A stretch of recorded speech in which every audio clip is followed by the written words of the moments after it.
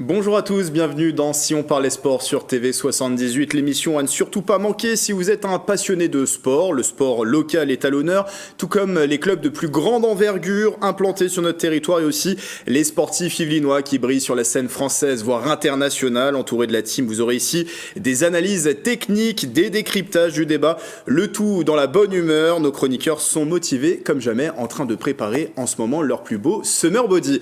On va commencer à droite, musique. C'est le capitaine du SOP. Il monte tranquillement en puissance à quelques jours du Tour de France comme Jonas Vingegaard sur le critérium du Dauphiné. Il a été champion du monde de cyclisme sur piste master. C'est notre spécialiste vélo, mais il s'intéresse à bien d'autres disciplines. Yann Dujarrier est avec nous. Bonjour Yann, comment allez-vous ? Bonjour Grégory. J'ai failli encore dire bonjour Mickaël. La dernière fois c'était Mickaël. Là ça y est, vous avez fait la transition au bout de 3 émissions. Je l'ai rattrapé. Très bien. En effet, le Summer Body se prépare avec déjà la marque de la montre. Petite marque de la montre, marque de bronzage, avec ses entraînements en ce moment en vue de préparer ce Summer Body. On continue à ma gauche, musique. Tel un Spartiate, il connaît son métier, toujours bien placé dans la mêlée. Il distille chaque sujet pour en tirer les meilleures analyses. Élégance, détermination font de lui l'un des maillons forts de cette émission. Le guerrier, le gladiateur, Pierre Chevalier, responsable communication du Rugby Club de Versailles est avec nous. Bonjour Pierre. Fort et bonheur, comment salut ça à va tous, salut Greg, salut les amis, ça va bien, même si on peut dire ça le temps pour les gros en ce moment, comme on dit dans le bouchonnois, mais pleine forme, au pluriel, pleine forme. Avec une Coupe du Monde de rugby qui approche, on aura ça l'occasion monte là d'en parler tout à l'heure dans cette émission. Et on repasse de l'autre côté, musique, c'est sans conteste la plus belle progression de la saison. Dernière recrue de cet effectif de champion, il a su se faire une place et gagner ses galons de titulaire. Plus qu'une émission avant sa 10e cape, amoureux de sport, toujours sur les terrains. Il est le responsable sponsoring pour Orange Île-de-France. C'est bien sûr Philippe Volac qui est avec nous. Bonjour Philippe. Bonjour Greg, bonjour la team. Ça va bien ? Impeccable, dans la dernière ligne droite avant les vacances et beaucoup d'actualités entre le rugby, le foot, surtout ça, je veux dire, et la finale du top 14 samedi, sans oublier l'Orange Rugby Challenge, la finale nationale avec un club de 78, Montesson Château. Et ça se déroulera au Centre national du rugby à Marcoussis. À l'INA Marcoussis, et avant le soir, un tour d'honneur avec tous les jeunes sur le Stade de France, donc top. Et on termine en face musique, il n'a raté que la dernière émission, mais qu'il nous a manqué, incontournable comme Antoine Dupont dans le 15 de France. Ses analyses sont aiguisées, ses coups de gueule légendaires, pas de choix dans la date. Si il vous a dans son viseur, garde à vous. Coach Jean-Miss, ex-entraîneur du Plaisir Rugby Club est avec nous. Salut Jean, comment ça va ? Bonjour Grégory, bonjour les copains. Vous êtes prêts pour l'été ? Ouais, alors là, et affûté comme jamais. Affûté. Un bloc. Un seul bloc. C'est pour ça qu'il est dans les starting blocks. Pleine forme. Bon, tant mieux. Alors au menu du jour, messieurs, du football bien sûr, ça chauffe au Paris Saint-Germain après une saison mouvementée. Les derniers jours le sont tout autant, notamment autour du cas Kylian Mbappé. Le FC Versailles peut être sauvé du précipice en proie à de grosses difficultés financières. Le club de la Cité Royale, pensionnaire de National, a trouvé un nouvel actionnaire. Roland Garros 2023, c'est désormais terminé. Un sacre historique chez les hommes, notamment pour Novak Djokovic. Iga Swiatek, elle s'est imposée chez les femmes. Pour les Français, en revanche, ça a été beaucoup moins glorieux, mais qu'en est-il de nos Yvelinois qui étaient engagés sur la terre battue parisienne ? On fera le bilan. Et puis J-86 désormais avant le début de la Coupe du Monde de rugby en France. L'engouement monte progressivement dans les clubs locaux qui seront pleinement associés à cette compétition. Mais pour débuter le SOP, on va prendre tout de suite la direction de Verneuil-sur-Seine. Mercredi 7 juin, le terrain d'honneur du complexe sportif de la ville a été officiellement inauguré, officiellement rebaptisé, surtout au nom de Matteo Guendouzi.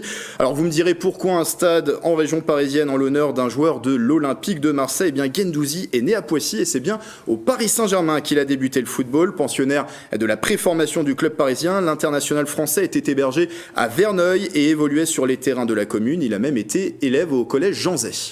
J'ai fait ma 5e, 4e, 3e ici au collège et sur ces terrains c'est là où on s'entraînait pareil pendant 3 saisons avec la préformation donc ça fait quoi 9-10 ans maintenant donc pas mal de très bons souvenirs qui reviennent et de la fierté parce que ça montre quand même que j'ai réussi à franchir pas mal de paliers. Donc à 24 ans, avoir un stade à son nom, c'est quand même quelque chose de très beau et j'en suis vraiment très fier.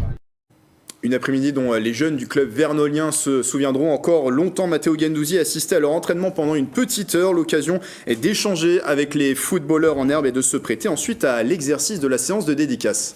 C'est un très bel hommage effectivement pour le club, pour lui-même. Avoir son nom dans son club d'origine, c'est exceptionnel. Il m'a souhaité plein de bien pour l'avenir, de bien travailler à l'école et de continuer le foot si ça me plaît. Franchement, j'ai été émue. C'était quelque chose que je pense qui va marquer toute ma vie. Et franchement, ça a été un moment incroyable. Ça fait extrêmement plaisir parce que tu les vois avec le sourire, tu les vois avec la banane. Même je les ai vus ce matin au collège aussi, c'était vraiment tous heureux. Donc s'ils peuvent avoir des exemples, pas que moi, mais d'autres joueurs ou d'autres personnes, c'est vraiment quelque chose de beau pour les aider à réussir dans le futur. Et le footballeur a également reçu la médaille de la ville. La municipalité a souhaité ainsi valoriser le parcours de ce jeune vernolien. Un terrain à son nom à seulement 24 ans. C'est un bel hommage. Qu'est-ce que vous en pensez, Yann ? Ou c'est trop tôt peut-être encore ? Je pense que c'est un véritable honneur. Et dans le parallèle, je vois la fierté que François Pervis peut avoir d'avoir un vélodrome, le vélodrome de Limoges qui porte son nom. Je crois que c'est celui de Limoges. Non, pas de Limoges, dans la Sarthe. Il a un vélodrome qui porte son nom et c'est vrai qu'il en est particulièrement fier. Ça, je peux l'entendre. 24 ans. Bon, oui. Maintenant, Verneuil n'aura peut-être pas beaucoup d'autres. Footballeur de ce calibre, parce que Matteo Guendouzi est quand même Guendouzi est quand même international français. Donc on va dire tant mieux pour lui. J'espère que ça lui portera pas la poisse comme ça a pu la porter à un joueur français, un international français qui jouait en Angleterre et qui a eu des condamnations pour viol, je ne retrouve pas son nom. Benjamin Mendy, qui était à Palaiseau et qui avait un nom, qui avait son terrain d'honneur à Palaiseau et son nom a été enlevé. Donc on va espérer qu'il n'ait pas de mauvaises affaires par la suite. Philippe, qu'en pensez-vous ? Vous avez été, sur place pour Orange d'ailleurs, puisque vous étiez partenaire de l'événement. Voilà, partenaire de l'événement, parce qu'on a monté des ateliers numériques sur le cyberharcèlement avec une centaine de gamins. Donc c'était top. Moi j'ai trouvé que c'était bien pour les gamins, pour la ville. En plus le matin, il n'y a pas eu que le terrain, il a été au collège et il a revu sa prof d'anglais et tout, qui lui a parlé, comme il a été à Arsenal avant et tout ça. Ils ont eu des professeurs en commun avec les jeunes qu'il a rencontrés. C'est ça, donc voilà, il y a eu un clin d'œil en sortant du collège les jeunes se sont mis, on dit ici c'est Paris, mais voilà, donc mais j'ai trouvé en plus il a pris le temps. Moi j'ai été depuis 13h l'après-midi, il a pris le temps et il a parlé avec tous les gamins, il a pris les photos, il a fait une séance de dédicace, il est resté longtemps et ouais, ça a été très apprécié, Disponible également pour la presse, on l'a eu très facilement à notre micro. Je vous voyais réagir, disponible, c'était la moindre des choses, selon vous ? C'est très bien pour lui, je ne reviens pas là-dessus, c'est très bien pour lui. Maintenant, je pense que lorsqu'on donne le nom à un stade ou une enceinte sportive, je m'attends un peu plus sur la commune, lui, il rayonne, puisqu'il joue, il est à l'Olympique de Marseille, il a fait ses classes dans la commune. Pourquoi pas, mais bon, après, s'ils ont que ça. Sa première licence, il a eu au PSG. Voilà, juste pour le préciser. S'ils ont que ça à se mettre sous la date, tant mieux. Mais tant mieux pour lui, c'est bien. Hein. Pierre ? Plutôt étonné au départ, pour trois raisons. La première, c'est l'âge. Bon, l'âge, on a plus l'habitude de donner des noms de stades lors d'éloges funèbres, par exemple, en hommage, par exemple. Deuxièmement, c'est par son aura actuelle qui par rapport à d'autres footballeurs de sa génération est peut-être un petit peu plus limité. Certes, il joue à l'OM, certes, il est international. Il a été finalisé de la dernière Coupe du Monde. Mais pour cette Coupe du Monde-là, justement, il n'a pas beaucoup joué. Il était avec les coiffeurs et ça allait très bien avec sa coupe de cheveux d'ailleurs aussi. Mais il a encore une aura qui est peut-être encore un petit peu limitée sur la scène international, pas national mais international, et troisièmement par son pédigré. il a eu sa première licence au PSG et il est maintenant à l'OM. C'est un joli clin d'œil, sportif et de marketing. Bon, en tout cas, je pense que si la ville de Verneuil a choisi de lui décerner un nom de stade, c'est qu'a priori, il y aura peut-être pas forcément beaucoup de noms après coup émergents de Verneuil et que c'est quand même, ça reste quand même un international et a priori un garçon plein d'avenir pour le football français. Il va pas rester à l'OM déjà. C'était l'occasion de lui poser quelques questions sur son avenir. Il a été flou, effectivement, annoncé en partance de l'OM avec notamment des pistes qui se dessinent en Première Ligue, Aston Villa, mais également Newcastle. Il y a aussi la Juventus et l'Inter en Italie. Vous avez des préférences, Italie, Première Ligue? Non, mais nous, on va rester italien. Qu'est-ce que vous en pensez? L'Italie. Et puis, il a été à Arsenal. Sincèrement, le championnat anglais, ça. Puis en plus des clubs qui ont moins de prestige que les. Mais il va peut-être rester aussi. Il y a le nouvel entraîneur par rapport au nouvel entraîneur. C'est aussi une possibilité. C'est une possibilité. Il y a aussi une incertitude liée effectivement à la suite d'Igor Tudor, qui n'est plus lui l'entraîneur du Paris Saint-Germain. On va passer à présent à du Paris Saint-Germain, de l'Olympique de Marseille. Mais on va parler justement du Paris Saint-Germain dans notre page débat. Oui, puisque son avenir à lui est aussi en pointillé dans son club. Kylian Mbappé n'est pas sûr justement de rester au Paris Saint-Germain. Cette fois-ci, j'ai le bon club. L'attaquant a adressé un courrier à sa direction le 12 juin, courrier rendu public. Dans celui-ci, il précise qu'il ne lèvera pas l'option pour rester une saison supplémentaire au Paris Saint-Germain jusqu'en 2025. Il pourra donc partir libre à la fin de son contrat dans un an à l'été 2024. Il n'en fallait pas moins pour agiter les rumeurs de départ qu'il envoie dès cet été au Real Madrid, qui vient de voir en plus partir un certain Karim Benzema. Mensonge, répond le principal intéressé sur Twitter en affirmant vouloir honorer sa dernière année de contrat et continuer avec le Paris Saint-Germain la saison prochaine. Du côté du PSG, la direction n'aurait pas du tout apprécié le courrier d'Mbappé. Les dirigeants n'entendent pas le laisser partir gratuitement dans un an et réfléchissent sérieusement à l'hypothèse de le vendre dès ce mercato estival. Mbappé lui a justifié sa position dans un communiqué transmis à nos confrères de l'AFP. L'international indique n'avoir jamais discuté d'une possibilité de prolongation avec le Paris Saint-Germain au-delà de 2024, et ce courrier avait pour seul objectif de préciser, de confirmer ce qui avait déjà été précisé à l'oral au préalable. La question sur ce thème, qui a raison dans ce bras de fer? Alors, code couleur, vous votez vert pour Mbappé, rouge pour le Paris Saint-Germain. Qui a raison dans ce bras de fer, selon vous? Vert pour Mbappé, rouge pour le Paris Saint-Germain. Là, on est plutôt sur du Mbappé et là, du mitigé. Donc, on va faire un duel entre Pierre et Philippe pour commencer. Justement, vous étiez, vous, plutôt du côté d'Mbappé. Pourquoi c'est Mbappé qui a raison dans ce bras de fer, Philippe? Parce qu'il a raison, parce qu'il est très bon en com. Il l'a pas fait comme ça. Il l'a pas envoyé son courrier comme ça. Il l'a fait juste après que Haaland, en plus, vient de gagner la Champions League. Il est un peu en concurrence. Avec Manchester City. Ouais, avec Manchester City. Benzema qui est parti. Je pense que c'était le moment propice pour faire son coup de com, et je pense qu'il est très bon au niveau com. Puis il sait que de toute façon il tient le club, de toute façon. Donc voilà. Vous dites souvent que c'est le Kylian Saint-Germain ou le Mbappé Saint-Germain. C'est exactement ça. Et il y a peut-être aussi par rapport, moi je pense aussi peut-être par rapport à Campos aussi. Je me dis il y a peut-être quelque chose derrière, que le directeur sportif, il y a peut-être quelque chose aussi derrière pour voilà, et voir aussi peut-être mettre un coup de pression aussi sur le recrutement qui va arriver. L'entraîneur qui va arriver, qu'on ne sait pas encore, il y a des rumeurs. Mais voilà, je pense qu'il est très bon en com. Et en général, il ne se trompe jamais dans la com. Il sait quand topper la com. Alors vous étiez plutôt mitigé sur qui a raison dans ce bras de fer. Philippe dit un coup de com de la part de Mbappé.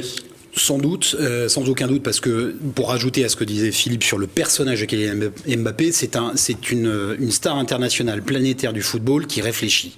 C'est là où il a un pédigré assez différent d'un Benzema ou même de Messi pour rester au PSG. C'est toujours réfléchi, et toutes les sorties qu'il y a eu et de communication, notamment quand il s'agissait de son image à travers des partenaires et des sponsors, quand il s'agit aussi de son image au niveau international, avec l'équipe de France ou avec le PSG, c'est toujours très mesuré, c'est toujours très réfléchi, il est bien entouré, bien conseillé. Ce qui me fait hésiter sur les responsabilités, c'est que depuis le début, depuis son arrivée à Paris, c'est un feuilleton à rebondissement, Mbappé au PSG. Il a pris une place indispensable et prépondérante, puisque c'est lui qui fait la saison dernière. C'est-à-dire qu'en gros, même ceux qui ont des responsabilités et qui passent au PSG ne résistent pas à la longévité et à l'influence de Kylian Mbappé. Exemple, Christophe Galtier, pour ne citer que lui, sur les récents épisodes. Sans Mbappé sur la saison dernière et d'ailleurs même sur toutes les saisons, le PSG n'est pas au même niveau. Il gagne qu'un titre de champion de France. Je mets des gros guillemets à que, parce que ça reste quand même un titre de champion de France et de Ligue 1, mais c'est le énième du PSG et quasiment de suite. Et c'est le 11e, ce qui place le PSG premier dans l'histoire, à remporter 11 titres en Ligue 1. C'est quand même un coup de chapeau à tous ceux qui ont été impliqués là-dedans. Néanmoins, il y a aussi, dans ce coup de com', il y a une inversion de la pression et de dire que c'est aussi une querelle de gros sous où, un an avant l'échéance, donc premièrement, là où je n'hésite pas, c'est que Mbappé est droit dans ses bottes, il confirme ce qu'il avait déjà dit les années précédentes et dans la gestion de son contrat, mais qu'on est à un an dans la possibilité en fait que le PSG puisse récolter du fruit financier d'un transfert d'Mbappé si ça intervenait cet été ou pendant l'année. Si ça ne bouge pas, 2024, il part libre de contrat. Ce que veut éviter le PSG, parce que là, pour le coup, c'est un investissement en dehors du sportif, c'est un investissement perdant. Donc, je dirais, l'hésitation, elle vient de l'ensemble de l'équipe du PSG, pas forcément de Nasser uniquement ou de Campos, mais c'est de tous ceux qui sont impliqués côté PSG dans la gestion des renouvellements de contrats. Là, pour l'instant, ils ont été pris de court, donc c'est là où peut-être le timing est soit bien choisi par Mbappé, soit mal choisi parce que la pression est mise sur eux. Donc en gros, c'est là où j'hésite, c'est qu'il y a une responsabilité de Kylian Mbappé sur le timing choisi. Et maintenant, il va falloir se retourner pour le PSG et construire pour la saison prochaine, à commencer par un entraîneur, puis après un effectif qui, selon leur dire à eux, disent on peut continuer à construire sans Kylian Mbappé. Sportivement, là, je demande à voir, parce qu'il a quand même prouvé le contraire depuis 6 saisons. Juste à rajouter une chose, et sachant qu'il n'était pas obligé de faire ce courrier, puisque de toute façon, il a jusqu'au 31 juillet pour se prononcer. S'il ne se prononce pas de facto, il n'y a pas de renouvellement. Juillet l'année dernière. Il n'y a pas de prolongation. Ça aussi, c'est ça qui est important aussi. Donc il l'a mis. On a l'impression dans cette affaire, Jean, qu'on ne quitte pas le PSG, c'est plutôt le PSG qui vous congédie, parce qu'on ne supporte pas un éventuel départ. Côté des rangs parisiens, en tout cas, l'impression que ça donne. Je ne vais pas redire ce que mes camarades ont dit, mais peut-être qu'eux le voient comme ça, mais lui, il est quand même en position de force. Donc, s'il y en a un des deux qui est en position de force, c'est bien quand même Mbappé, qui lui a les meilleures cartes en main. Moi, je dis simplement, je rajouterai, parce que tout a été quasiment dit, je rajouterai juste une petite chose, c'est que j'espère que ce feuilleton-là ne va pas nous prendre tout l'été comme l'an dernier. Permettez-moi d'en douter.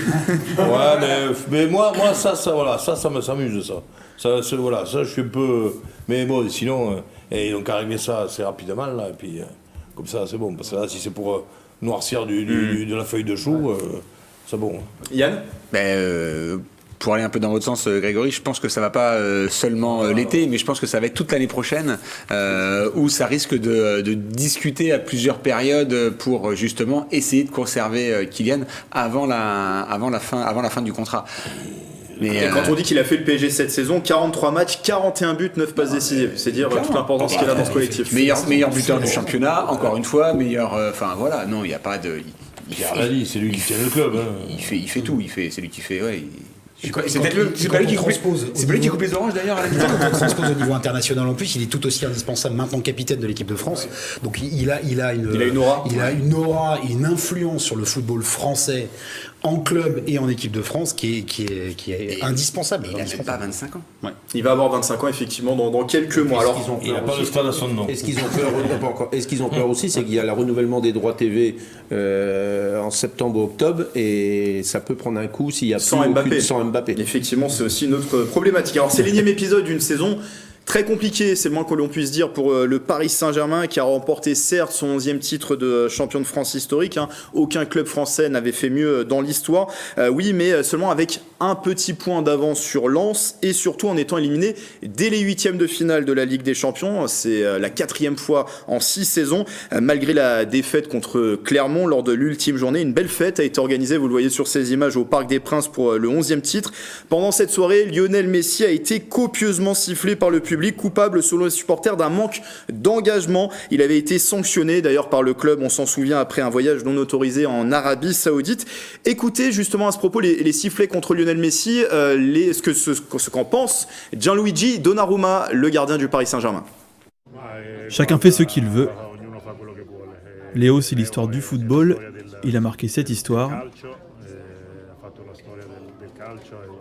Je pense que c'est le meilleur au monde et donc je lui souhaite le meilleur.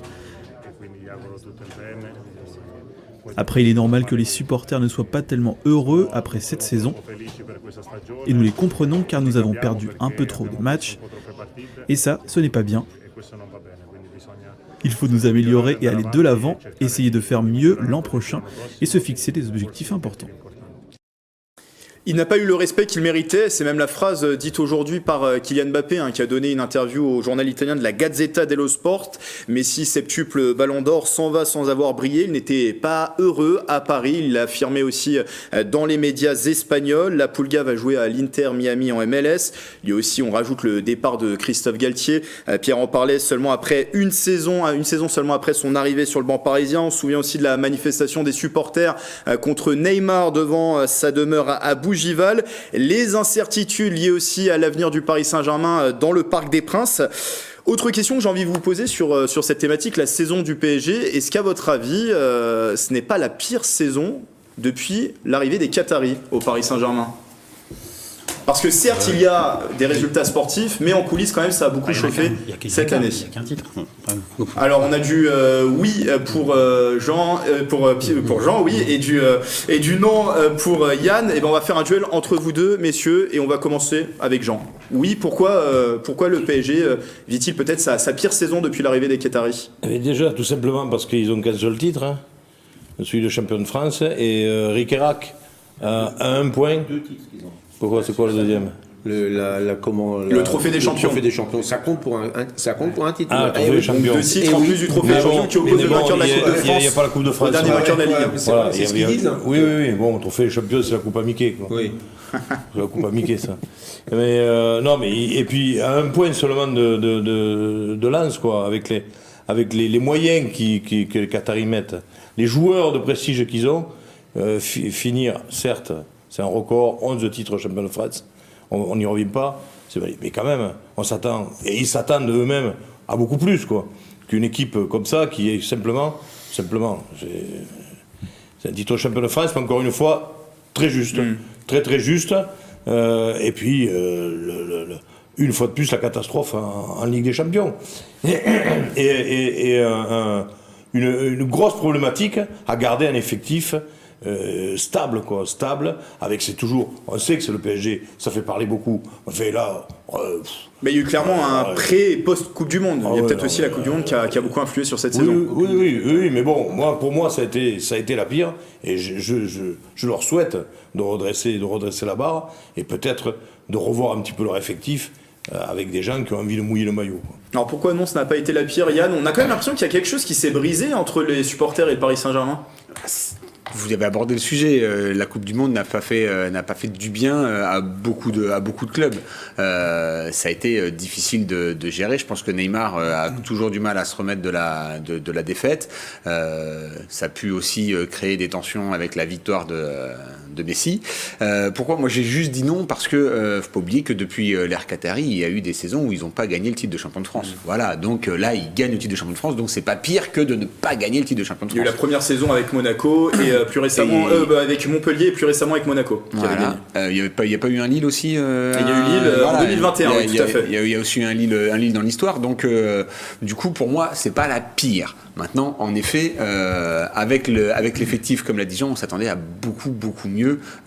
Et on se disait, surtout, c'était la deuxième saison avec Messi. Ils ne sont pas allés au bout, ils sont allés beaucoup plus loin en Ligue des Champions. Oui, bien sûr. Sur les premières années de l'ère Qatari, ils allaient facilement en quart de finale. Ils ne passaient pas le stade d'écart. Après, attention, c'est pareil. Tirage au sort, on tombe contre Real Madrid. Contre le Bayern Munich. Voilà, Et mais PSG c'est- termine deuxième de sa poule. L'année où ils vont en finale, ils ont eu un tirage au sort royal. Et c'était une année Tout à fait, spécifique, on le rappelle, l'année du Final 8, Voilà. l'année de la. Et du Covid. l'année où Monaco va aussi en finale avec Didier Deschamps, c'était je sais plus quelle, c'était C'était pas en la... 2004. Mais, c'était pas- mais 2004. voilà, mais c'est pareil, hein, Monaco avait eu le tirage au sort pour les clubs français est hyper important dans un parcours en Coupe d'Europe. Moi, je dirais que c'est la pire en termes de manière. Ouais. La manière et l'esprit global que cette équipe a véhiculé cette saison, là, était assez triste. L'exemple le plus dingue, c'est la fin de saison de Messi, qui marchait plus qu'il ne courait sur le terrain, et globalement une saison où on a parlé beaucoup plus d'extra-sportifs que de sportifs, et on a perdu le fil d'entrée, et il y avait déjà ces négociations en coulisses, il y avait déjà ce désamour de Neymar, même de Messi, un Messi, légende du sport, du foot, qui se fait siffler comme ça quand au même parc. dingue. Et quand même les supporters, en gros, je pense comme nous, c'est-à-dire que la célébration du titre au parc, c'était a priori d'une tristesse absolue. C'est-à-dire qu'en gros, Pour y avoir assisté, c'était quand même assez grandiose. Il y avait beaucoup de feux d'artifice. Ils ont mis les moyens. Ils ont mis les moyens. Après, autour, effectivement, il n'y avait pas d'engouement. Donc encore une fois, de dire que la manière et l'esprit n'y étaient pas, et en gros l'envie non plus. Donc tournons cette page-là. On ne sait pas trop où on va, que ce soit de l'entraîneur jusqu'à l'équipe, jusqu'à l'effectif. Est-ce qu'ils vont remettre un petit peu d'esprit parisien dans cette équipe plutôt que d'aligner les stars? C'est, au dire de la plupart des fans du PSG et des spécialistes, c'est la solution pour que le PSG retrouve une âme et peut-être aille enfin chercher son Graal en Champions League. Le fait notable sur ce match face à Clermont, c'était l'hommage aussi à Sergio Rico, qui a été victime d'un accident de cheval en Espagne. Et match perdu contre Match perdu Clermont, contre ça Clermont. c'est quand même dingue. Et c'est faire honneur à Clermont que de le rappeler, mais ils ont gagné 3-2. En menant 2-0, le PSG menait 2-0 dans ce match. Et Philippe, le mot de la fin sur cette thématique. Je dirais pas. Toute la saison n'a pas été mauvaise parce qu'avant la Coupe du Monde, ils ont été vraiment bons. Moi, je pourrais y aller tous les matchs au Parc des Princes. Il y avait quand même du spectacle. Il y a peut-être une erreur, c'est d'avoir terminé deuxième derrière Benfica en phase de groupe de Ligue des Champions. En plus, que je trouve l'erreur qu'il y a là aussi, c'est que Galtier ne connaissait pas le règlement. Parce que c'était pas le goal average particulier, c'était le goal average total, et ils se sont fait dans les dernières minutes. Benfica a marqué 2 buts, et Galtier, il a fait rentrer des défenseurs au lieu des attaquants, et il manquait juste un but. Et ça joue aussi là-dessus. Je pense qu'il paye aussi ses erreurs de coaching aussi. Il n'a pas fait non plus rentrer les jeunes quand je pense qu'il fallait aussi. Il n'a pas fait confiance assez aux jeunes aussi. Voilà, moi je trouve que c'est. J'ai hâte, comme tous les ans, hâte à la prochaine saison, mais on le dit tout le temps. Le bilan du PSG cette saison, 38 matchs en championnat, 27 victoires, 4 nuls, 7 défaites, et le travail du club a déjà débuté en coulisses pour trouver le nouvel entraîneur, pour prendre la suite de Christophe Galtier, de nouvelles recrues. Le PSG qui recommencera officiellement sa saison dès le début du mois d'août avec le trophée des champions face à Toulouse, vainqueur de la Coupe de France, une rencontre qui est programmée le 5 août. Pour l'instant, c'est toujours maintenu. Philippe, il me fait non, mais pour l'instant, c'est toujours maintenu, même s'il y a beaucoup d'incertitudes. En tout cas, ce qui est sûr, c'est que ça ne se jouera pas en Thaïlande, mais peut-être que la date du 5 août sera bien maintenue pour cette date du trophée des champions, la date du 5 août qui est bien sûr peut-être maintenue. On verra par la suite. On va continuer de parler football, et cette bonne nouvelle pour le Football Club de Versailles, en proie à d'importantes difficultés financières. Le club de National a un nouvel actionnaire majoritaire. L'équipe yvelinoise va être reprise par Alexandre Mullier, ex-vice-président d'Auchan Retail France et petit-fils du fondateur du groupe Auchan, Gérard Mullier. Il va investir près de 3 millions d'euros. Il sera épaulé de son bras droit, Fabien Lazare. Tous les deux devraient occuper des fonctions opérationnelles au sein du club. Julien Ridon et Christophe Petit, patrons du groupe Fiducium City, qui était à la tête du club depuis 2021, vont eux rester au conseil d'administration. Et le club, auteur d'une fin de saison compliquée avec une 5e place au classement à 11 points de la montée, devrait donc échapper à une relégation administrative. Une audition a eu lieu le 6 juin devant la DNCG, le gendarme financier du foot. La DNCG semble avoir apprécié l'arrivée d'un nouvel actionnaire, mais ne s'est pas encore prononcé sur la saison prochaine. La question sur cette thématique, tout simplement, est-ce que l'horizon s'éclaircit pour le Football Club de Versailles ? Il y a un grand oui, et on va débuter cette fois-ci avec vous, Yann. Pourquoi, pour vous, l'horizon s'éclaircit pour le Football Club de Versailles? Alors moi, je sais pas. Oui, de toute façon, vous avez un nouvel investisseur, vous avez 3 millions, tant mieux. Mais ça va. La DNCG ne s'est pas encore totalement prononcée sur le sort du FC Versailles. Et c'est pareil, on ne sait toujours pas si Victor Wembanyama ira aux Spurs ou pas. Hein. Donc tant que c'est pas signé, ce n'est pas fait. On est d'accord. Mais voilà, là, il y a quand même un point financier, quelque chose qui... On est loin de la zone de relégable. Maintenant, moi, ce que je voulais surtout dire sur ce sujet, c'est qu'il le mérite. Voilà, depuis 2 saisons, on parle d'eux avec des beaux parcours, avec ils ont traversé beaucoup de difficultés. Si ça pouvait aller un petit peu mieux, c'est-à-dire avoir moins d'extra sportifs et n'avoir que du positif, peut-être que sur le terrain, alors on va pas dire sentir la différence parce que ils venaient de monter et ils ont joué longtemps le haut tableau. Ils ont été premiers sur toute la première moitié de saison. Voilà, ils ont joué longtemps le haut tableau. Bon là, on se retrouve on finit sur une 5e place. On l'avait dit déjà dès le début de saison, ce serait juste bien de se maintenir. Faut pas brûler les étapes. Faut pas oublier que ils peuvent pas jouer à domicile si jamais ils continuent de monter. Déjà dans ce niveau de division, c'est difficile de jouer à domicile. Donc là, il faut rester, construire et voilà, essayer d'éviter les extra sportifs qui peut pourrir aussi bien le PSG comme on vient d'en parler. C'est vrai qu'on a fait souvent le parallèle entre le Paris Saint-Germain et le FC Versailles, des clubs d'une dimension totalement différente, mais c'est vrai qu'en coulisses ça a été compliqué, ça a été un petit peu compliqué cette saison. Pour un club de niveau national, en effet, on a quand même beaucoup parlé d'eux dans les faits divers et pas toujours des choses agréables. Voilà, donc il faut un peu de sérénité. Je pense que ça fera du bien à tout le monde. C'est vrai qu'il y a de gros contrats à assumer, Pierre. Il y a quand même 11 joueurs qui sont sous contrat dans cet effectif professionnel. Il y a 8 joueurs qui ont un salaire supérieur à 9 000 euros. Donc il va falloir qu'ils rééquilibrent un petit peu tout ça. Voilà, pour un club de national, c'est effectivement une masse salariale qui est assez importante. Sauver, on va dire oui, parce que l'investisseur qui arrive est crédible, et notamment la famille et les groupes qui sont derrière, d'une manière ou d'une autre, sont solides et costauds.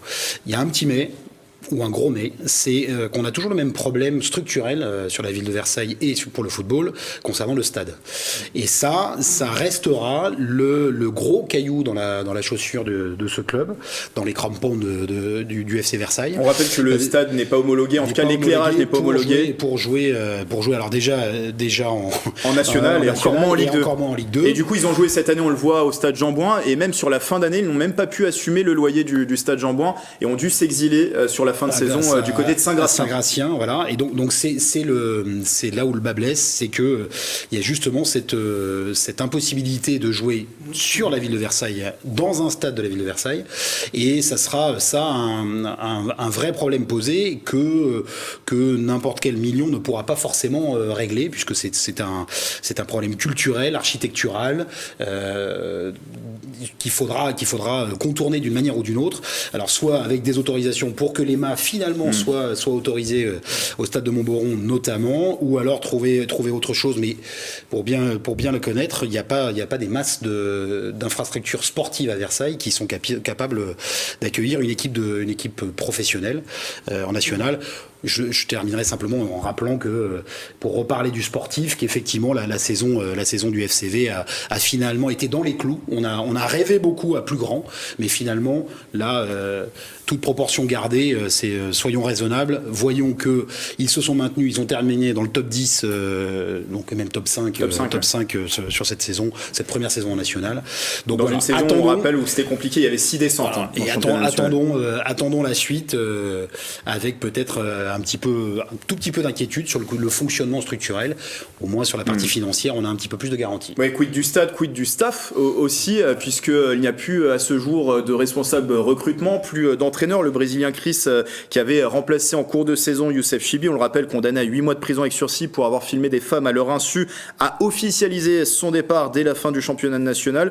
Il y a des dossiers chauds à régler tout de même, Philippe, pour le FC Versailles. C'est pour ça que je pose la question, est-ce que l'horizon s'éclaircit ? Oui, parce que déjà le dossier chaud, c'était la reprise du... J'étais quand même pessimiste, on en a parlé à la dernière émission, même les autres émissions, j'étais quand même pessimiste au niveau sportif. Heureusement qu'ils ont fait aussi une bonne première partie, puisqu'ils ont dit qu'ils sont à 11 points du premier, mais ils sont à 11 points du premier relégable aussi. Ils sont pile au milieu. Ils sont pile au milieu, et c'était tellement serré que voilà, donc... Il y a un club comme Nancy, par exemple, qui descend en National 2. Voilà, qui descend. Bon, mais je pense que voilà, faut attendre qu'il passe devant la DNCG, comme d'autres clubs. Ça va quand même beaucoup bouger, pas qu'en National, en Ligue 2 aussi. Mais voilà, maintenant, je pense que on attend la DNCG. Après, il va y avoir l'entraîneur, le recruteur. Je pense qu'ils repartent sur je pense qu'ils vont repartir sur de bonnes bases. Et puis voilà, il y aura l'année prochaine, ce sera moins difficile. Et je suis optimiste. On a des informations sur l'effectif, est-ce qu'il va beaucoup bouger pour l'instant, pas grand-chose. On attend même une prise de parole. Il y avait beaucoup de recrutement, donc les gars peut-être pas signé que des contrats d'1 an, donc on attend aussi une prise de parole d'Alexandre Mullier, parce qu'on sait qu'il va investir. Voilà, on attend toutes les officialisations et aussi peut-être qu'il s'exprime sur le projet du club. Est-ce qu'il y aura aussi d'ores et déjà des objectifs de remonter tout de suite, de monter tout de suite en Ligue 2 comme ça avait été le cas la saison dernière. On est en attente. Jean, votre avis sur le sujet? Versailles, on avait énormément parlé suite à leur fabuleux parcours en Coupe de France, allant jusqu'en demi-finale. Donc ça avait éclaté. On ne parlait que de Versailles sportivement, avec que du bonus, du plus. C'était excellent parcours en Coupe de France. C'était une montée en national magnifique. Et avec, en plus, on l'a dit tout à l'heure, une première partie de championnat étincelante et qui voyait éventuellement un futur proche peut-être merveilleux jusqu'en Ligue 2. Et puis, on le sait aussi, on le sait toujours, c'est l'argent qui fait quand même beaucoup de choses dans le milieu professionnel, surtout au football, on en parle beaucoup. Et là, sans le carburant, on n'avance pas. Donc là, après, ils ont eu toutes les péripéties qu'on connaît, qu'on a redit autour de cette table. Et le fait pour moi qu'il y a un investisseur qui arrive d'autant plus sérieux, la Fémi Muliès, qui a quand même des garanties, va certainement leur permettre de repartir sur un esprit plus tranquille, avec une bonne lucidité pour repartir sur une saison et qu'on reparle de Versailles sportivement et non pas avec toutes les déboires qui leur sont arrivés ces derniers temps. On va suivre bien sûr la situation de près très rapidement. Juste pour revenir, le parcours de Coupe de France, il était beau, mais il avait été compliqué aussi quand même. Il était beau. Pour donc là, place en demi-finale, mais c'est ce qui fait peut-être la beauté de ce parcours. C'est difficile. On sait s'ils ont le choix dans la date au niveau de la DNCG. Alors, au niveau de la DSCG, on devrait en savoir un peu plus dans les prochains jours. On va suivre la situation de près, tout comme celle d'un autre club des Yvelines, l'AS Poissy, on le disait, qui a été relégué en National 2, de National 2 au niveau régional à cause de problèmes financiers et d'une dette de 260 000 euros. On a déjà la date, en tout cas pour l'AS Poissy, qui sera fixée sur son appel le 4 juillet prochain, date de l'audition devant la commission d'appel de la DNCG dans les locaux de la Fédération française de football. On parle tennis à présent, messieurs. Roland Garros, c'est terminé après 2 semaines de compétition, même 3, si l'on inclut également les qualifications. Le tournoi du Grand Chelem s'est achevé le 11 juin dernier. La Polonaise Iga Swiatek l'a emporté chez les femmes contre la Tchèque Muchova.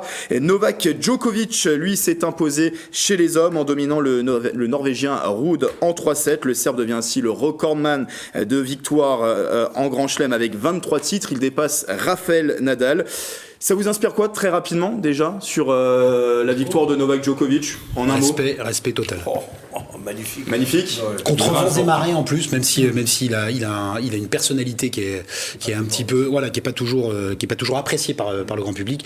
Mais là, je crois on ne doit que. Il fait un beau discours. Et en français en plus. Ouais. Donc il fait un super discours. Je pense qu'il est coaché là de ce côté-là. Maintenant, il est coaché. Et mais on ne peut que s'incliner devant cette performance de très haut vol. Très rapidement. J'ai pas vu les derniers matchs, j'étais pas là la semaine dernière, donc parce qu'il a quand même eu un peu des difficultés même sur la première semaine. Moi en plus Roland Garros s'est arrêté le 1er juin. jeudi 1er juin, pour moi, il y avait plus de Français. Il y avait plus de On va en Français. parler dans un C'était instant. fini.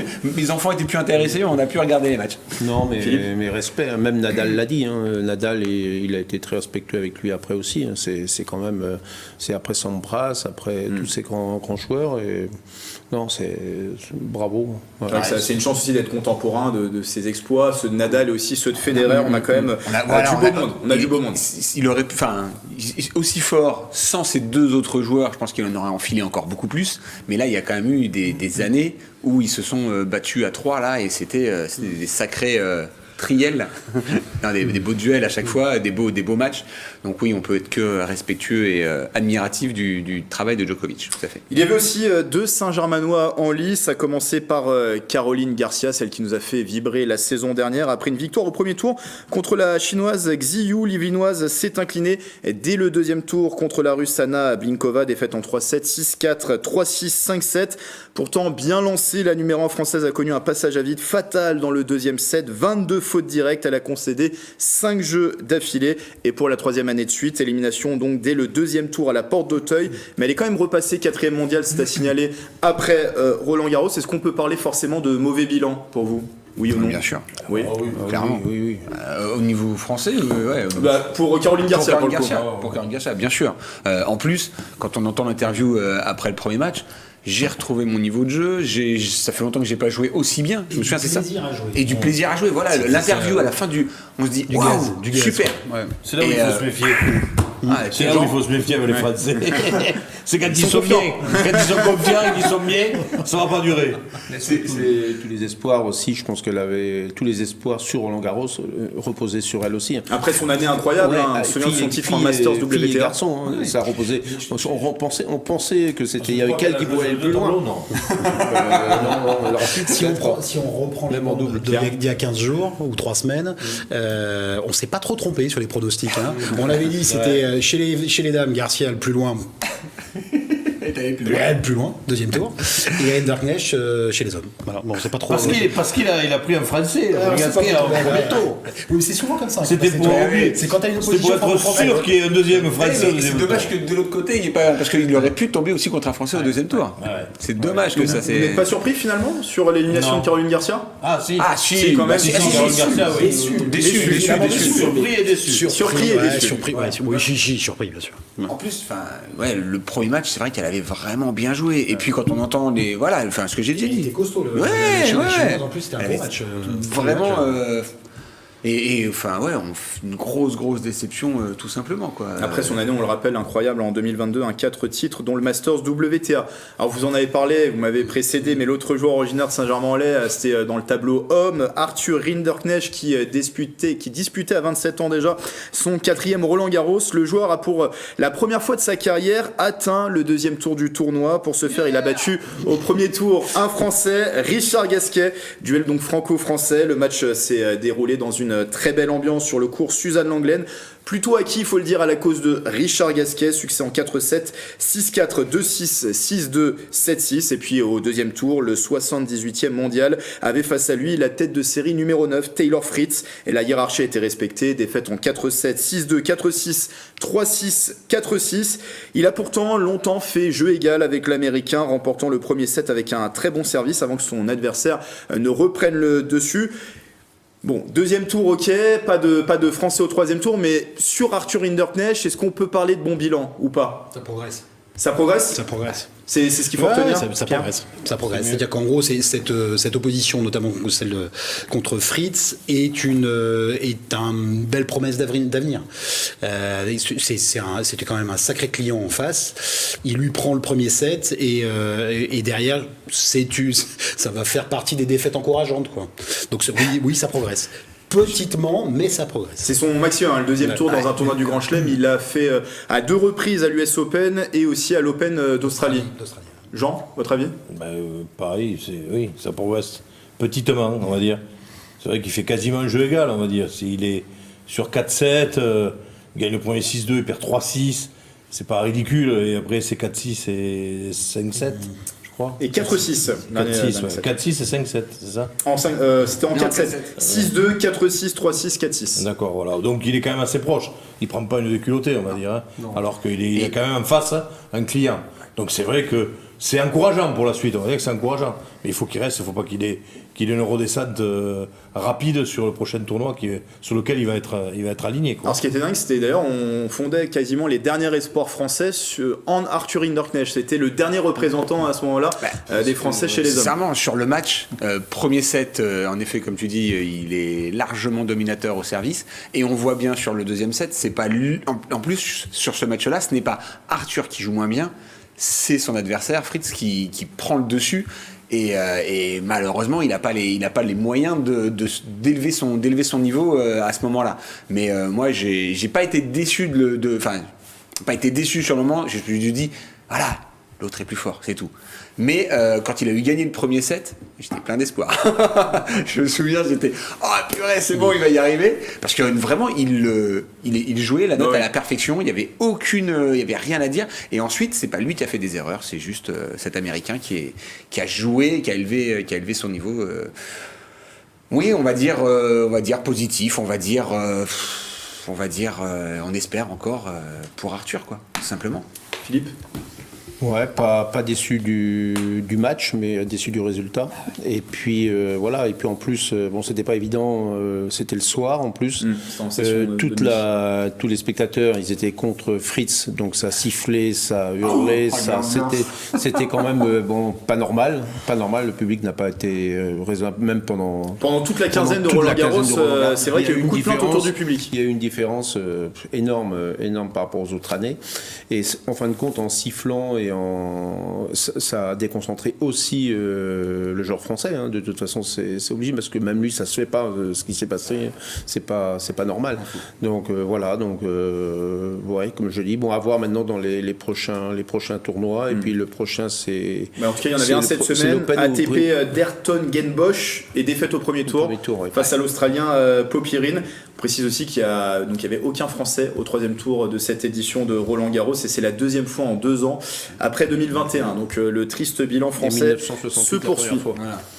Mais en tout cas, il y a un petit clin d'œil à faire pour terminer sur cette thématique tennis à Pauline Déroulède qui effectuait son premier tournoi de Roland-Garros en tennis fauteuil. Elle a été tombeuse de la numéro 12 mondiale au premier tour, Funumizu. L'Yvelinoise de 32 ans s'est inclinée ensuite en quart de finale contre la numéro 1 mondiale et future vainqueur du tournoi, la néerlandaise Diede de Groot. Le score 6-1, 6-4.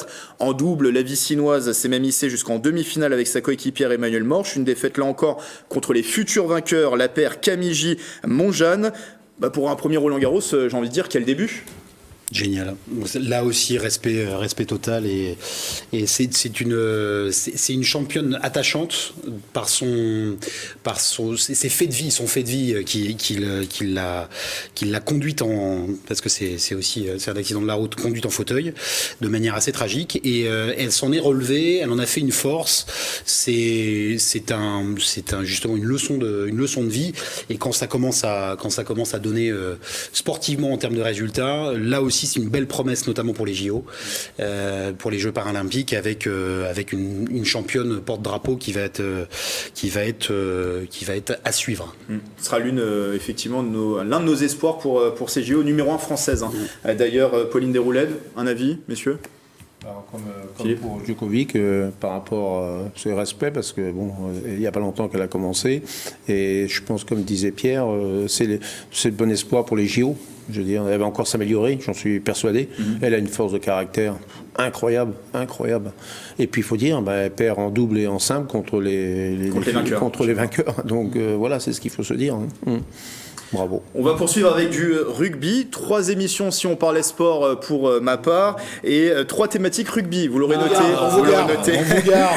Il faut rester, Grégory. Il faut rester. Il faut le dire, l'actualité justifie. Nous sommes à 86 jours de l'ouverture de la Coupe du Monde de rugby en France. L'engouement monte. Dernière preuve en date ce mercredi 14 juin. La commune des Mureaux organisait une journée drop en scène. 20 équipes d'enfants de 9 à 11 ans ont disputé le tournoi. Elles représentaient chacune des 20 nations qualifiées pour le mondial. Événement événement en partenariat avec le Stade français. Présence cet après-midi du directeur général Thomas Lombard. Et on va revenir à présent au 31 mai dernier avec la présentation des médailles de la compétition, notamment au siège de la région Île-de-France où nous étions présents. C'était à 100 jours très exactement du lancement de la Coupe du Monde, une cérémonie en présence de nombreux présidents de clubs franciliens.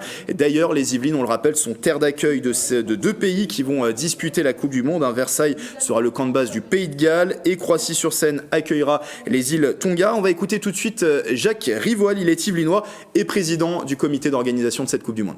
Ça représente plein de choses, en fait ça représente tout ce qu'on veut mettre dans la Coupe du Monde. Donc c'est d'abord cette Coupe du Monde, on veut que ça soit une Coupe du Monde des territoires. Donc vous avez sur cette médaille au verso en fait le ruban de Möbius qui est personnalisé à l'image de chacune des villes hôtes qui accueillera la compétition et donc qui illustre ce lien social, ce lien qu'on veut créer entre l'événement Coupe du Monde et les territoires. Donc ça c'est la première dimension. La deuxième dimension c'est insister sur le fait que ces médailles ont été fabriquées à partir de téléphones recyclés. Il y a eu 200 000 téléphones recyclés qui ont permis de fabriquer les 1491 médailles. Donc ça c'est le témoignage qu'on veut apporter à la société, démontrer que cette Coupe du Monde aura un impact positif, en particulier sur la protection de l'environnement. Donc aujourd'hui c'est un moment très important parce qu'on dévoile ces médailles et c'est le lancement définitif de la dernière ligne droite de la préparation de la Coupe du Monde. Alors Philippe, chose très intéressante, les médailles, Jacques Rivoal le disait, sont confectionnées à partir de téléphones recyclés qui ont été fournis par Orange. Oui, c'est ça. 206 000 téléphones. Et c'est vraiment le développement durable, recyclage. C'est vraiment, moi, pour avoir été au dévoilement des médailles à la Monnaie de Paris le matin avant qu'il soit au conseil régional, c'est vraiment c'est top. Je veux dire, j'ai vu tout le monde de la Monnaie de Paris, tout le monde était vraiment et c'est beau, c'est un bon signe, c'est un bon clin d'œil en plus et on est content de pouvoir, ça fait à peu près 17 000 médailles en comptant 1700 plutôt et quelques, oui, on dit 1700 et quelques en comptant tous ceux qui participent et les premiers, deuxième et troisième, je veux dire. Ouais. Vous les trouvez comment ces médailles, Yann ? C'est des médailles classiques mais chose insolite quand même. Alors, ouais.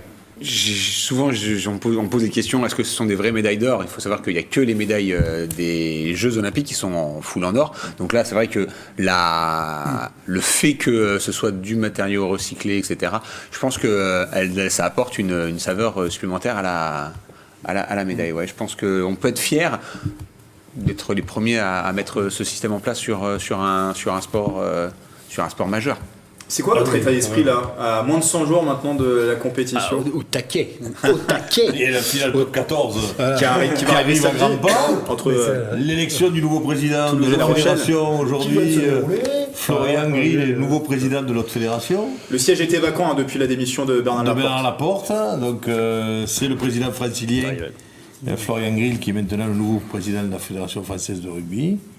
Donc, il y a une bonne actu rugby. Il y a une bonne actu rugby, effectivement. Par contre, je trouve qu'on n'en parle pas assez, que le fait que ces médailles aient été fabriquées avec des téléphones recyclés. C'est dans l'air du temps. C'est dans l'air du temps, et quand c'est le contraire, on nous casse les oreilles, pour être poli. Et là, alors que là, on devrait le mettre en avant, c'est une Coupe du Monde de rugby qui se passe en France, avec un geste comme ça, on devrait l'entendre un peu plus souvent à la télévision et à la radio. C'est dommage. Il y a eu énormément de festivités cette journée-là, 100 jours de l'ouverture. Jacques Rivoal, qui est un éducateur versaillais qui entraîne nos U8 à Versailles, on aime à le rappeler, l'indiquer justement. Il y a un grand nombre de faits qui sont organisés et de points qui sont choisis pour l'organisation de cette Coupe du Monde pour laisser un héritage. Il y a un héritage environnemental avec ce choix de médailles. Il y a un héritage pour l'emploi aussi avec le dispositif Campus 2023. Il y a une volonté justement de montrer le rugby vraiment dans tous les territoires. D'ailleurs, les 9 villes hautes ont été choisies justement pour que tout le monde en profite et toutes les équipes tournent de stade en stade, même l'équipe de France qui ne joue jamais au même stade en poule, dans le même stade. Donc il y a vraiment là, oui, on sent l'appétence et l'excitation qui monte et ça devrait être vraiment une très très belle Coupe du Monde. Excitation en plus parce qu'à Versailles, on le disait, camp de base, comme en 2007, qu'il y avait l'Angleterre qui était venue s'entraîner. On se souvient, on a les images d'ailleurs en archive, il y avait une vraie liesse populaire autour de l'Angleterre, de Johnny Wilkinson. Ça avait pris pas mal. L'Angleterre de l'époque était à un niveau peut-être autre que celui qu'elle a en 2023, mais avec le Pays de Galles qui est, là pour le coup dans une position sportive peut-être un petit peu moins reluisante, ça fait malgré tout une équipe bien connue des amateurs de rugby et du tournoi Destination présente à Versailles et qui va faire un certain nombre d'animations dans la ville. Mais les héberger quand même les ennemis. Oui, c'est ça, les Anglais et les Gallois. Et je le disais, donc la cérémonie de présentation des médailles a été réalisée devant des présidents de clubs yvelinois, notamment ceux du Sky Rugby et du Rugby Club de Versailles. Ils vont bientôt d'ailleurs disputer un tournoi pour fêter la Coupe du Monde. Écoutez. C'est fabuleux, on a une opportunité fantastique, celle de nous réunir autour de la balle ovale, autour de notre passion. Il y a une chose qui est intéressante à souligner, c'est qu'en plus localement, notamment, on va décliner une mini-coupe du monde des écoles de rugby. Chaque club a eu par tirage au sort le nom d'une équipe. En l'occurrence, l'URC 78 a récupéré l'Argentine, donc nous allons représenter l'Argentine. Et tous les clubs des Yvelines ont adhéré à cette idée de mini-coupe du monde. Donc on va rencontrer les Fidji, etc., tenus par d'autres clubs. Alors, c'est une magnifique opportunité, oui. Et alors Versailles sera quelle équipe du coup dans cette mini Coupe du Monde ? Avec surprise, sans surprise, on aura le Pays de Galles. Nous serons sous l'égide du Pays de Galles puisque le Pays de Galles arrive fin août à Versailles. Et on est ravis puisqu'en 2007 on avait les Anglais déjà à Versailles. Ça s'était très bien passé et là cette année avec l'arrivée des Gallois, on est tous heureux et cette manifestation aujourd'hui à 100 jours de la Coupe du Monde nous fait vraiment entrer dans le processus. Dites-nous en plus, il va y avoir une mini Coupe du Monde entre les clubs yvelinois du coup. C'est ça, c'est un événement sportif qui à la fois commémore, anime et puis implique les différents clubs des Yvelines.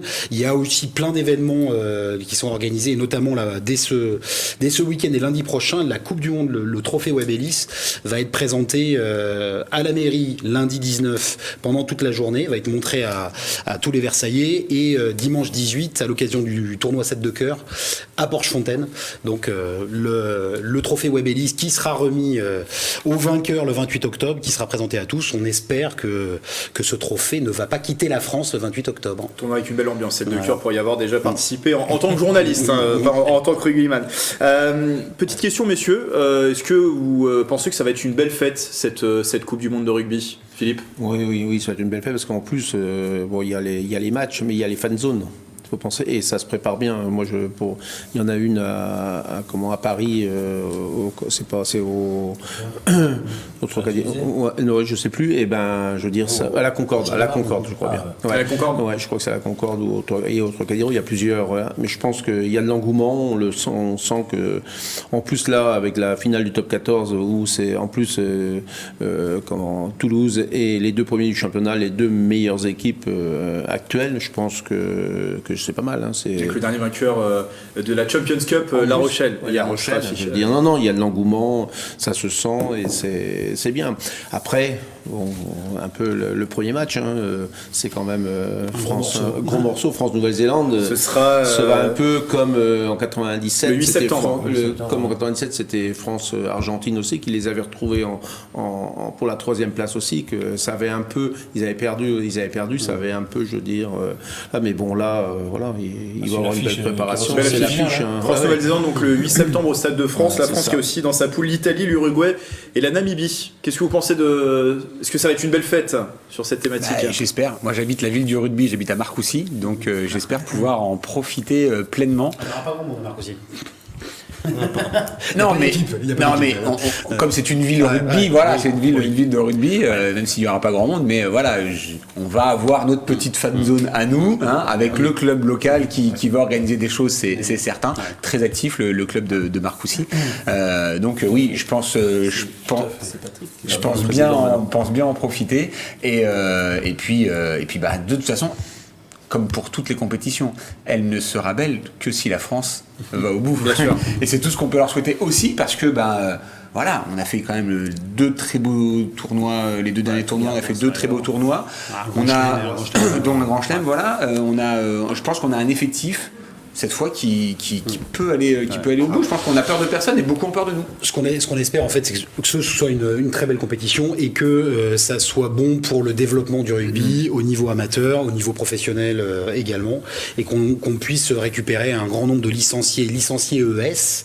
On espère aussi par exemple que le rugby féminin continue à se développer à travers des affiches qui seront quasiment toutes belles et dans les stades, dans les fan zones, dans les télés et devant les télés et à chaque activité qui ne manqueront pas d'être organisées dans les villes. Aux spécialistes, juste une question. Est-ce que là je vais pas regarder, est-ce que le championnat continue pendant la Finalement oui. On est le seul club, on est la seule discipline de sport collectif qui malheureusement, je dis bien malheureusement, les années de Coupe du Monde, ils changent rien. Il y a toujours le championnat d'Europe qui est le tournoi Destination chez nous. Et bien ils gardent le championnat top 14, la Coupe du Monde, et il y aura toujours le tournoi et la Coupe d'Europe. Mais par exemple, après on dit les joueurs sont fatigués. Les championnats fédéraux vont démarrer autour du 17 septembre. Ah oui, d'accord. Oui, parce qu'ils veulent pas modifier. 8 septembre pour le début de cette Coupe du Monde avec le match de la France. On précise une date aussi, un 21 juin. Fabien Galtier va dévoiler sa liste des 42. Donc on verra quelles seront les forces en présence pour l'équipe de France pour cette Coupe du Monde de rugby. Voilà, c'est déjà la fin de ce SOP. C'était ma dernière à la présentation puisque la prochaine fois il y aura le retour du grand Michael Elmidoro et on va terminer comme d'habitude par une petite citation. Aujourd'hui je vous propose une phrase prononcée par Rafael Nadal qui était le grand absent de ce Roland Garros. On rappelle 14 victoires sur la terre battue parisienne. Sa grinta nous a manqué. On gagne plus avec le cœur, avec la volonté qu'avec autre chose. Je vous laisse méditer sur cela et je vous dis à très vite sur TV78.